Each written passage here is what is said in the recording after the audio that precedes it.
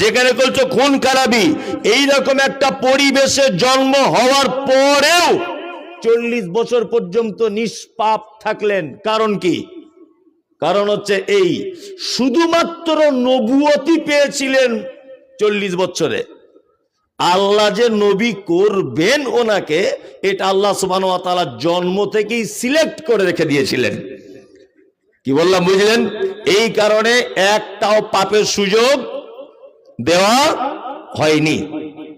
চলুন, আল্লাহ নবী সাল্লাল্লাহু আলাইহি ওয়াসাল্লাম ছোট থেকে ছিলেন মিষ্টভাষী, কোমল হৃদয়ের, পরোপকারী, দুস্থদের পাশে দাঁড়াতেন, বিধবাদের সেবা যত্ন করতেন, অভাবীদের খাদ্য দিয়ে সহযোগিতা করতেন, বাস্তুহীনদের তিনি বাস্তুর ব্যবস্থা করতেন, ইত্যাদি ইত্যাদি অনেক কাজ করতেন।